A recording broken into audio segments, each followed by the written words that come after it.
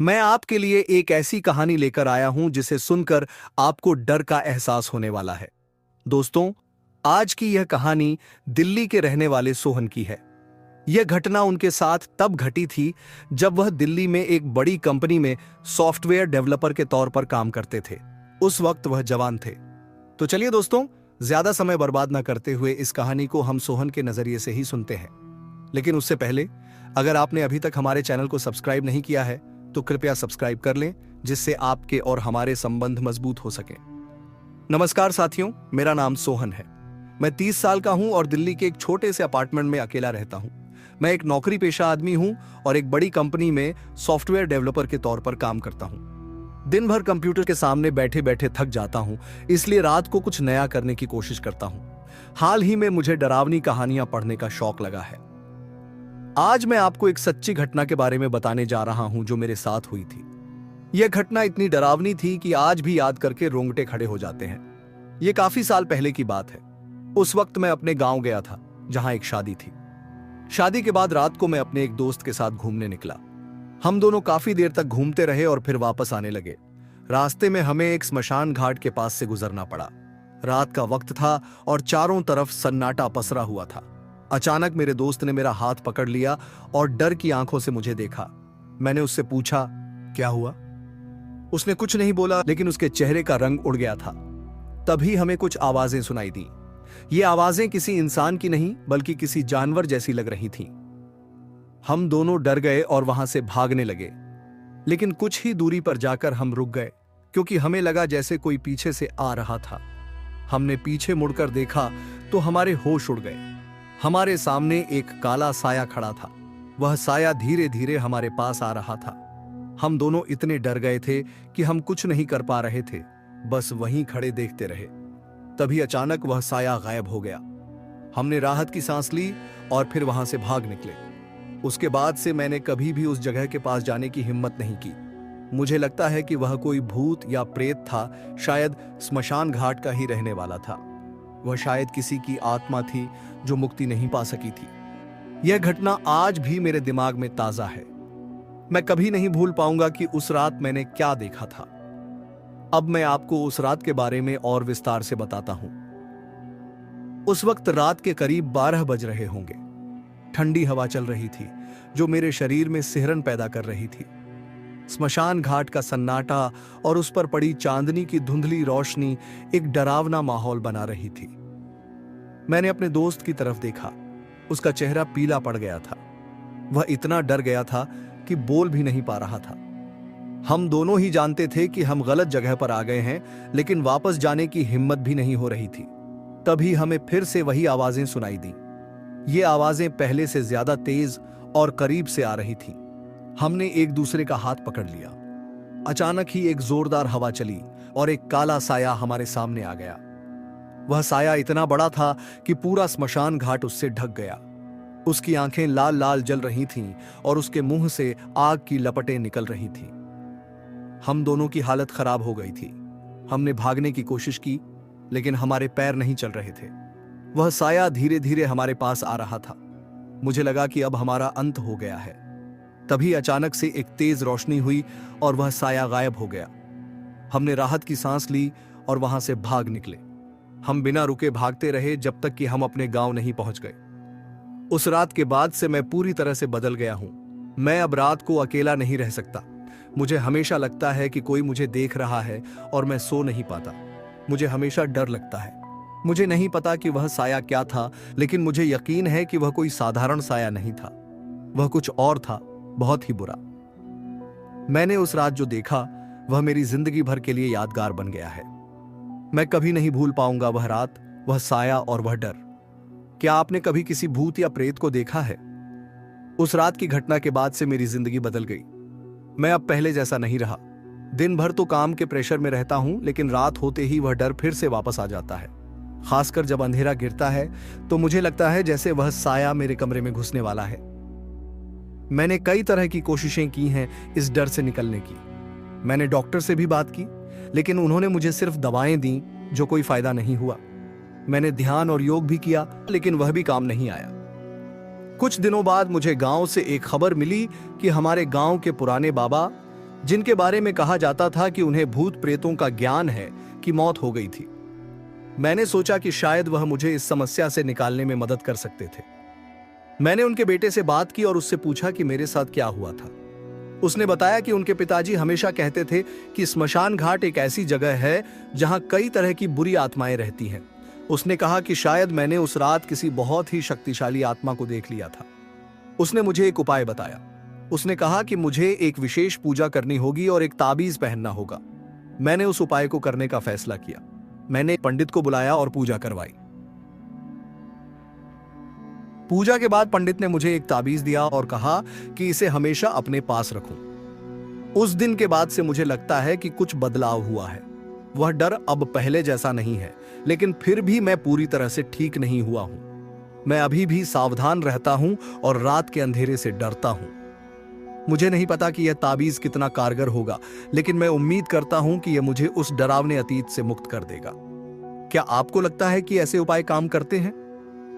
पूजा के बाद कुछ दिन बीत गए। शुरुआत में तो मुझे लगा कि वाकई कुछ बदलाव आया है। डर कम हुआ था, नींद भी अच्छी आने लगी थी। लेकिन धीरे धीरे वह डर फिर से वापस आने लगा। इस बार वह पहले से थोड़ा अलग था। यह एक सताने वाला डर था, एक खालीपन जैसा। रात को सोते समय मुझे अजीब अजीब सपने आने लगे। इन सपनों में मैं उसी स्मशान घाट पर होता था, लेकिन अकेला।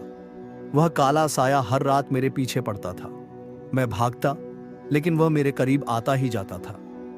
इन सपनों की वजह से दिन में भी मेरा मन अशांत रहने लगा। काम पर ध्यान नहीं लगता था। हर वक्त एक डर का साया मेरे साथ रहने लगा था। एक रात कुछ अलग हुआ।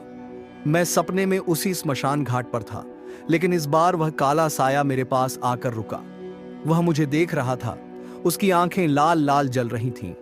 अचानक उसने मुझसे बात की। उसकी आवाज बहुत धीमी और भयानक थी। उसने कहा, तुम भाग नहीं सकते, मैं हमेशा तुम्हारे साथ रहूंगा।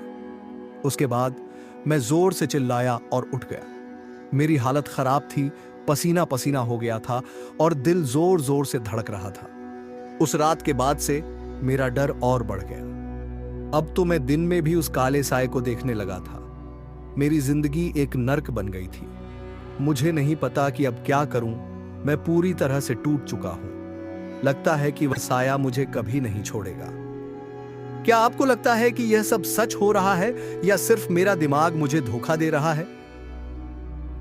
उस रात के बाद मेरी जिंदगी एक सपने की तरह लगने लगी थी। हर जगह वह काला साया ही नजर आता था। मेरे ऑफिस, मेरे घर, हर जगह। मैं किसी से बात नहीं कर पा रहा था। खाना पीना सब कुछ फीका लग रहा था। रात को जब मैं सोने की कोशिश करता तो वह सपने फिर से आने लगते। वह काला साया मुझे डराता और धमकाता था। मुझे लगता था कि मैं पागल हो जाऊंगा। एक दिन मैंने फैसला किया कि मुझे इस सब से बाहर निकलना होगा। मैं डॉक्टर के पास गया और अपनी पूरी कहानी बताई। उसने मुझे कुछ दवाएं दी और कहा कि ये दवाएं मेरी मदद करेंगी, लेकिन दवाओं का कोई असर नहीं हुआ। मैंने कई तरह के ताबीज, मंत्र आदि आजमाए, लेकिन कोई फायदा नहीं हुआ। मैं पूरी तरह से हताश हो चुका था। एक दिन मैं अकेला ही स्मशान घाट गया। मुझे लगा कि शायद वहां जाकर मुझे कुछ समझ आएगा। मैंने उस जगह को देखा जहां मैंने पहली बार उस काले साए को देखा था। मुझे लगा कि अगर मैं उस साए से बात करूं तो वह मुझे छोड़ देगा। मैंने उस साए को पुकारा, कृपया मुझे छोड़ दो, मैं तुम्हें कुछ नहीं करना चाहता। लेकिन कोई जवाब नहीं आया। तभी मुझे लगा कि कोई मेरे पीछे खड़ा है। मैं धीरे से पीछे मुड़ा तो देखा कि वह काला साया मेरे बिल्कुल पास खड़ा था। उसकी आंखें लाल लाल जल रही थीं और वह मुझ पर मुस्कुरा रहा था। मैं डर के मारे चिल्लाया और वहां से भागने लगा, लेकिन वह साया मेरे पीछे पीछे आ रहा था। मुझे लगा कि अब मेरा अंत हो गया है। तभी अचानक से मुझे एक आवाज सुनाई दी, सोहन, डरो मत, मैं तुम्हारे साथ हूं। मैंने पीछे मुड़कर देखा, लेकिन कोई नहीं था। मैं घबरा गया और तेजी से भागने लगा। मुझे नहीं पता था कि मैं कहां जा रहा हूं। मैं बस इतना जानता था कि मुझे उस साया से दूर जाना है। मैं बहुत देर तक भागता रहा। जब मुझे होश आया तो मैं एक अस्पताल के बेड पर लेटा हुआ था। डॉक्टर ने बताया कि मुझे बहुत बुखार था और मैं बेहोश हो गया था। मुझे समझ नहीं आ रहा था कि यह सब क्या हो रहा है। क्या यह सच में हो रहा है या फिर मैं पागल हो गया हूं? अस्पताल से घर आने के बाद भी मेरा डर कम नहीं हुआ। हर रोज, हर पल वह साया मेरे साथ था। मैं खुद को अकेला और बेबस महसूस कर रहा था। खिड़की से बाहर देखता तो लगता था कि वह साया बाहर खड़ा है। रात को सोने से डर लगता था क्योंकि मुझे पता था कि सपनों में वह फिर से आएगा। मैंने अपने दोस्तों से मदद मांगी लेकिन वे डर गए। किसी ने मेरी बातों पर विश्वास नहीं किया और मुझे अकेला छोड़ दिया गया। मैं पूरी तरह से टूट चुका था। एक दिन मैंने एक पुराने किताबों की दुकान पर जाने का फैसला किया। शायद मुझे वहां कोई रास्ता मिल जाए। वहां मुझे एक पुरानी किताब मिली जिसका नाम था आत्माओं की दुनिया। मैंने वह किताब खरीद ली और घर आकर पढ़ना शुरू किया। किताब में लिखा था कि कुछ आत्माएं ऐसी होती हैं जो अधूरे काम की वजह से इस दुनिया में बंधी रहती हैं। उन्हें मुक्ति दिलाने के लिए कुछ विशेष क्रियाएं करनी पड़ती हैं। किताब में एक क्रिया का वर्णन था जिसके बारे में कहा गया था कि इससे आत्मा को मुक्ति मिल सकती है। मैंने उस क्रिया को करने का फैसला किया। रात के अंधेरे में मैं फिर से स्मशान घाट गया। मेरे हाथ में वह किताब थी। मैंने क्रिया को शुरू किया। मुझे नहीं पता था कि यह काम करेगा या नहीं, लेकिन मैं कुछ भी करने को तैयार था। क्रिया के दौरान अजीब अजीब चीजें होने लगी। हवा तेज हो गई, आसमान में बिजली चमकने लगी। मुझे डर लगा, लेकिन मैंने क्रिया जारी रखी। तभी वह काला साया मेरे सामने आया। वह पहले से ज्यादा भयानक लग रहा था, लेकिन इस बार मैं डरा नहीं। मैंने उस क्रिया को पूरा किया। क्रिया खत्म होते ही एक तेज रोशनी हुई और वह काला साया गायब हो गया। मुझे लगा जैसे एक बोझ मुझसे उतर गया हो। मैंने आंखें बंद की और गहरी सांस ली। जब मैंने आंखें खोली तो मुझे लगा कि मैं एक नया जन्म ले रहा हूं। मैं हल्का महसूस कर रहा था। उस दिन के बाद से वह साया मुझे कभी नजर नहीं आया। मेरा जीवन धीरे धीरे पटरी पर आने लगा। मैं फिर से हंसने लगा, जीने लगा। हालांकि वह रातें और वह साया मेरे दिल से कभी नहीं जाएंगे। वे मेरे जीवन का एक हिस्सा बन गए हैं, लेकिन अब वह डर नहीं बल्कि एक अनुभव की तरह है। मैं अब भी उस स्मशान घाट से दूर रहता हूं, लेकिन अब मुझे डर नहीं लगता क्योंकि मुझे पता है कि वह काला साया अब वहां नहीं है। उस रात के बाद मेरी जिंदगी धीरे धीरे पटरी पर आने लगी। डर अभी भी मन में कहीं छिपा था, लेकिन अब वह मुझे नियंत्रित नहीं करता था। मैंने दोबारा से काम पर ध्यान देना शुरू किया, दोस्तों से मिलना जुलना शुरू किया और पहले जैसी जिंदगी जीने की कोशिश करने लगा। लेकिन अंदर ही अंदर एक खालीपन सा रह गया था। वह रातें, वह साया, वह सब कुछ मेरे दिमाग से पूरी तरह से निकला नहीं था। कभी कभी रात को नींद में आने पर वह सपने फिर से आ जाते थे, लेकिन अब मैं इतना डरता नहीं था। एक दिन मैंने सोचा कि मुझे कुछ ऐसा करना चाहिए जिससे मैं अपने डर को पूरी तरह से खत्म कर सकूं। मैंने फैसला किया कि मैं एक यात्रा पर जाऊंगा, एक ऐसी जगह जहां शांति हो, जहां मैं खुद से बात कर सकूं। मैंने हिमालय पर जाने का फैसला किया। मुझे लगा कि शायद वहां की ऊंचाई और शांति मुझे अपने मन की शांति दिला सकेगी। यात्रा शुरू हुई। पहले कुछ दिन तो मुश्किल रहे।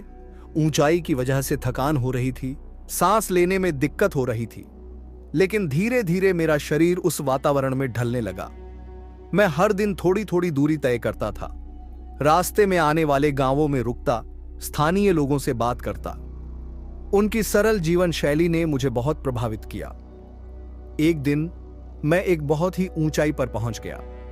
वहां से पूरा हिमालय नजर आ रहा था। सूरज ढल रहा था और उसका प्रकाश बर्फ पर पड़कर एक अद्भुत नजारा बना रहा था।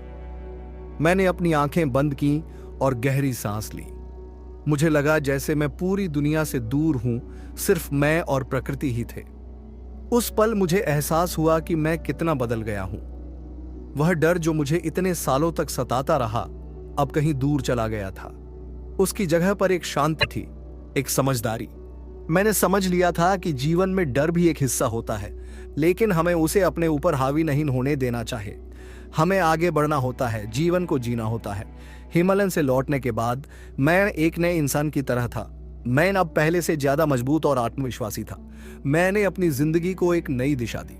हालांकि कभी कभी रात को, खासकर अकेलेपन के पलों में, वह डर थोड़ा सा वापस आ जाता है, लेकिन अब मैं उससे डरता नहीं हूं। मैं उसका सामना करने के लिए तैयार रहता हूं, क्योंकि मैं जानता हूं कि मैं अकेला नहीं हूं।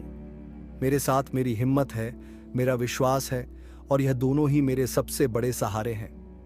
समय बीतता गया और मैं एक नए जीवन की शुरुआत कर चुका था। काम, दोस्त, परिवार, सब कुछ सामान्य हो गया था। लेकिन कभी कभी एक अजीब सा खालीपन मुझे घेर लेता था, जिसमें वह रातें, वह साया, वह डर, सब कुछ समाया हुआ था। मैंने एक दिन फैसला किया कि मुझे उस खालीपन को भरना है, कुछ ऐसा करना है जो मुझे सच्ची खुशी दे। मैंने बच्चों के साथ काम करने का फैसला किया। एक अनाथालय में जाना शुरू किया। वहां के बच्चों के साथ खेलना, पढ़ाना, उनके साथ समय बिताना मुझे एक नई तरह की खुशी दे रहा था। इन बच्चों की मुस्कान ने मेरी जिंदगी में एक नई रोशनी ला दी। उनकी बेफिक्री, उनका प्यार, सब कुछ था जो मुझे चाहिए था। मैं उन्हें अपने परिवार की तरह देखने लगा था। धीरे धीरे वह खालीपन कम होता गया। उसकी जगह बच्चों के सपने और उनकी उम्मीदें आ गईं। मैं अब उनके लिए जीने लगा था, उनके भविष्य के लिए काम करने लगा। एक दिन अनाथालय के बच्चों के साथ पार्क में खेलते हुए एक बच्चा मेरे पास आया और बोला, कल आप हमेशा हंसते रहते हैं, आप बहुत अच्छे हो। उस बच्चे की बात सुनकर मेरी आंखें भर आईं। मैंने उसे गले लगा लिया। उस पल मुझे एहसास हुआ कि मैं सच में बदल गया हूं। वह डरा हुआ अकेला सोहन अब नहीं रहा था। उसकी जगह एक नया इंसान था, जो जिंदगी को जीना जानता था, जो दूसरों के लिए जीना जानता था। अब भी कभी कभी रात के सन्नाटे में वो पुरानी यादें वापस आती हैं, लेकिन अब वो मुझे डरा नहीं सकती। मेरे पास इन बच्चों का प्यार है, उनके सपने हैं। मैंने अपनी जिंदगी की एक नई शुरुआत की है, एक ऐसी शुरुआत जहां डर नहीं बल्कि उम्मीद है, जहां अंधेरा नहीं बल्कि रोशनी है। और इसी उम्मीद के साथ मैं आगे बढ़ रहा हूं। अब कई साल बीत चुके हैं। अब मैं 50 के करीब हूं। बच्चों को बड़ा होते देख मुझे बहुत खुशी होती है। वे अपनी जिंदगी बना रहे हैं, अपने सपने पूरे कर रहे हैं, और मैं उनके लिए हमेशा एक सहारा बना हुआ हूं। अनाथालय के बच्चों में से कुछ ने अच्छी पढ़ाई की है, अच्छी नौकरी लग गई है। कुछ ने अपना खुद का काम शुरू किया है। उन्हें देखकर मुझे बहुत गर्व होता है। मैं मानता हूं कि मेरी जिंदगी का सबसे बड़ा काम यही है। वह रातें, वह साया अब सिर्फ एक बुरी याद बनकर रह गई हैं। कभी कभी अकेलेपन के पलों में वह यादें वापस आती हैं, लेकिन अब मैं उनसे डरता नहीं हूं। मैं उनका स्वागत करता हूं, जैसे एक पुराने दोस्त का। मैंने जीवन को एक नए नजरिए से देखा है। मैंने सीखा है कि डर को जीत के लिए उसका सामना करना जरूरी है। मैंने सीखा है कि खुशी दूसरों को देने से मिलती है। मैंने सीखा है कि जीवन एक सफर है जिसका मजा लेना चाहिए।